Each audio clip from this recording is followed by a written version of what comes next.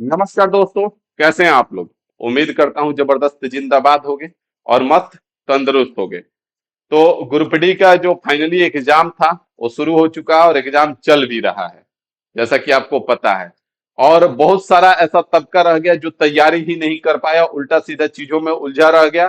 कुछ लोग बेवकूफ बनाते रह गए और उनके चक्कर में लोग तैयारी भी नहीं कर पाए। तो आपसे अनुरोध है कि इस बार मत चूकिएगा, फिर से आपकी ग्रुप डी की वैकेंसी देखने को मिल रही है और एक अच्छी खासी सीट के साथ देखने को मिल रही है। लेकिन इस भर्ती के आने के बाद क्या करना है और कैसे करना है, उसमें बात करेंगे कि भर्ती की सीट की संख्या कैसे बढ़ेगी, आईटीआई लागू होगा या नहीं होगा, आपका सीट कितना होने वाला है, एज क्या रहने वाला है, इन सब पे बात करेंगे। वीडियो में बने रहिएगा। अगर चैनल पे नए हैं तो चैनल को आप अपना प्यार और सपोर्ट जरूर दीजिएगा। अगर हम बात करें तो यहाँ पे सबसे पहला चीज बात करें तो अभी भी ग्रुप डी में लगभग 1.5 लाख पद खाली हैं। अभी भी ग्रुप डी में लगभग 1.5 लाख पद खाली हैं। पिछला बार ही जो ऑल इंडिया फेडरेशन के थे वहां से रिपोर्ट आ चुका था कि 1.5 लाख पद खाली है और एक साल में तो बहुत सारे लोग रिटायर भी हो चुके होंगे। तो अभी भी 1.5 लाख पद खाली है। इसमें से आपका लगभग मान के चलिए कि 50,000 के आसपास ग्रुप डी की भर्ती आएगी। ग्रुप डी की भर्ती आएगी। इसका जो शॉर्ट नोटिस है वो आपको दिसंबर लास्ट तक देखने को मिल जाएगा। शॉर्ट नोटिस जो है वो दिसंबर लास्ट तक देखने को मिल जाएगा। दिसंबर लास्ट तक, ठीक है। दिसंबर लास्ट तक इसका शॉर्ट नोटिस देखने को मिल जाएगा। अब आप लोग से रिक्वेस्ट है कि इस बार मत वीडियो में या कहीं पे भी आईटीआई जिंदाबाद और टेंथ जिंदाबाद ये सब मत करना। पढ़ने पे ध्यान देना और दूसरा किस बात पे ध्यान देना उस पे समझना। तो शॉर्ट नोटिस आएगा, लगभग 50,000 सीट के आसपास आपका सीट रहेगा। 1.5 लाख भर्ती खाली है। तो इस बार जैसे 1 करोड़ लोगों ने फॉर्म भरा है, 1 करोड़ लोगों ने फॉर्म भरा है, 1 करोड़ 8 लाख, 1 करोड़ 8 लाख लोगों ने फॉर्म भरा है, जिसमें से बहुत सारे लोग फॉर्म नहीं भी भरे हैं। क्यों? क्योंकि उनको लग रहा था कि आईटीआई हो जाएगा तो ये हो जाएगा तो वो हो जाएगा, तो इन सब चक्कर में पड़ के वो फॉर्म ही नहीं भर पाए। तो जो भी हो, मान के चलते हैं कि फिर से 1 करोड़ लोग फॉर्म भरेंगे, क्योंकि सिलेक्शन तो 32,000 का ही होना है और सिलेक्शन 32,000 का ही होना है और इधर 8 लाख को हटा देते हैं तो लगभग लगभग फिर से 1 करोड़ लोग फॉर्म डालेंगे ही डालेंगे। अब इसमें ही अगर 1 करोड़ लोग जो हैं आपस में आकर के अगर हम सीट बढ़ाने का डिमांड करेंगे, पिछला बार भी हमारा यही लड़ाई था, सीट बढ़ाने पे हम काम करेंगे, सीट बढ़ाने पे तो शायद सबके सब हम लोग के साथ आएंगे। देखिए, बात को समझने का प्रयास कीजिए।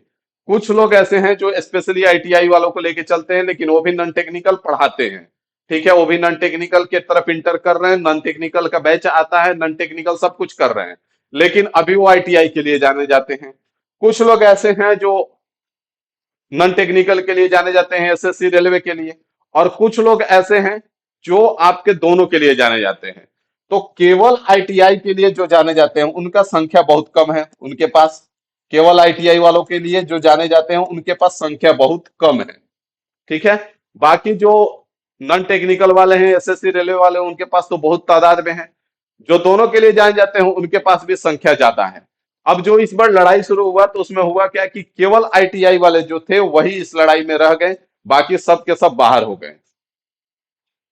और कहीं ना कहीं कुछ था, हम लोग जो लड़ाई चल रहा था वो कहीं ना कहीं इसमें था मिस्टेक कि हाँ, एक चीज था, रेलवे के पास पूरा अधिकार है कि वो क्वालिफिकेशन चेंज कर सकता है। इस बेसिस पे हम लड़ाई कभी नहीं लड़ सकते हैं कि भाई साहब आपने कहा और क्वालिफिकेशन चेंज कर दिया। क्वालिफिकेशन चेंज होता है ना, ये तो आपको मानना पड़ेगा। जैसे अभी बीपीएससी में भी हाल फिलहाल में जब टीयर 1 आया था तो आपने देखा भी था कि यहां तक कि बीएड वालों का एग्जाम तक करा लिया गया था। उधर कोर्ट में केस चल रहा था और बीएड वालों का एग्जाम तक करा लिया गया और एग्जाम के बाद 1 to 5 में से बीएड वालों को बाहर कर दिया गया। तो क्वालिफिकेशन चेंज करने का अधिकार है, लेकिन सुप्रीम कोर्ट कहता है कि नोटिफिकेशन आने के बाद आप क्वालिफिकेशन चेंज नहीं कर सकते हो। पिछला 4 साल 5 साल से क्या कर रहा था उससे कोई मतलब नहीं है। नोटिफिकेशन आने के बाद आप क्वालिफिकेशन चेंज नहीं कर सकते हो। और इसमें रेलवे कहीं ना कहीं कामयाब हो गया कि वो दिखा दिया कि हम नोटिफिकेशन आने से पहले ही चेंज किए हैं। तो लगभग लगभग अब आपका चांस है भाई साहब कि अब ये जो भर्ती आएगी वो टेंथ पे ही आएगी। जहां तक पूरा चांस है कि अब जो ये भर्ती आएगी अब 10th पे ही आएगी, क्योंकि पहला चांस था जिसमें अगर रेलवे हार जाती तो आगे क्या करती क्या नहीं करती वो अलग की बात थी। अगर रेलवे हार जाती तो हो सकता था अगला बार 10th पे भर्ती दे देती, लेकिन इस बार जो है रेलवे जीत गई तो अगला भर्ती आपकी 10th पे ही आने वाली है। इस बात का पूरा भरोसा रखिए, तैयारी कीजिए, और साथ में कहीं ना कहीं एकजुट होकर के रहिए, क्योंकि कहा जाता है ना कि घर में अगर दो भाई लड़ेंगे तो जाहिर सी बात है पड़ोस वाला मजा ले लेगा, पड़ोस वाला उसका फायदा उठा लेगा, और वही मेरे हम लोग के साथ हुआ है। कहीं ना कहीं हम भर्ती बढ़ाने में नाकामयाब रहे। एएलपी के टाइम जम के लगे थे, कहीं ना कहीं भर्ती बढ़ी, टेक्नीशियन में भी बढ़ी, लेकिन इसमें एक सीट तक नहीं बढ़ा। क्यों? क्योंकि ऊपर से वहां सरकार जो है बैठी देखे मजा ले रही थी कि देखो दोनों आपस में कैसे लड़ रहा है। तो कहीं ना कहीं सरकार हम लोग का मजे ले रही थी। और इस बार आप वो काम ना करें कि फिर से मजे लेने का नौबत है। आपसे यही रिक्वेस्ट है कि आप सीट बढ़ाने पे आगे आइएगा। जब भर्ती आ जाए तुरंत नोटिफिकेशन मिले सबको, ये एक साथ होकर के सीट बढ़ेगी, सिलेक्शन सबका होगा। और आईटीआई 10th इन सब में ना उलझिए तो ज्यादा बेहतर रहेगा, हम तो कहेंगे। क्योंकि आगे अगर एज का बात करें तो भाई साहब एज जो है, अब जो छूट मिला था इस बार छूट नहीं मिलेगा, क्योंकि हर भर्ती में पहला साल छूट दिया इन्होंने, और उसके बाद छूट नहीं दिया। तो भाई साहब हम इसके लिए यही कहेंगे कि इसके लिए एज रिलैक्सेशन पे जरूर काम करना है। एज रिलैक्सेशन पे जरूर काम करना है, सेशन पे जरूर काम करना है, क्योंकि मात्र 32,000 इन्होंने सीट दिया है, 32,000 सीट दिया है। और उसमें सारे जो ओवर एज हो गए तो सब तो सेलेक्ट होने ही जाएंगे। तो 32,000 सीट दिया है जिसमें एज रिलैक्सेशन दिया। अब दूसरा जो भर्ती आएगी इसमें एज रिलैक्सेशन को हटाएंगे, तो इस बार एज रिलैक्सेशन ना हटे इसके लिए भी पूरा प्रयास करना है कि एज रिलैक्सेशन ना हटे।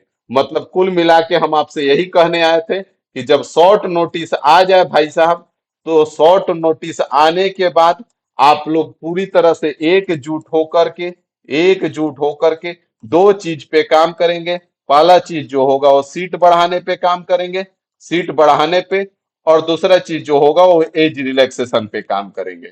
उम्मीद है आपको बात समझ में आई होगी, ना तो फिर तो वही दूसरा मजा लेगा, मजा ले ही रहा है, मजा लेने वालों की कमी नहीं है। ठीक है, तो यही आपसे कहने आए थे कि आप तैयार रहिएगा इसके लिए मन ही मन कि हमको दो किस चीज पे काम करना है, उल्टा सीधा चीजों में नहीं उलझना है। पिछला बार भी ग्रुप डी का जितना वीडियो आप देखेंगे सब में हमने एक चीज बात की है कि सीट बढ़ाने पे आइए। सरकार सीट नहीं बढ़ा रही है इसीलिए वो अलग अलग नहीं की है। शायद अगर सीट बढ़ता ना तो सरकार खुद आईटीआई वालों को अलग और 10th वालों को अलग कर देती, लेकिन सरकार को सीट जो था वो बहुत कम देना था, भर्ती की जो संख्या थी वो बहुत कम देना था, और अगर उसमें अलग अलग कर देता तो दिक्कत क्रिएट होता। इसीलिए वो दिखाने के लिए 32,000 भर्ती दे दिया इकट्ठा, भाई तुम लोग अब लड़ो कटो मरो।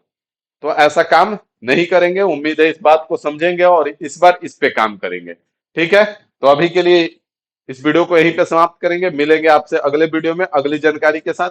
अभी के लिए इतना ही रखते हैं, थैंक यू।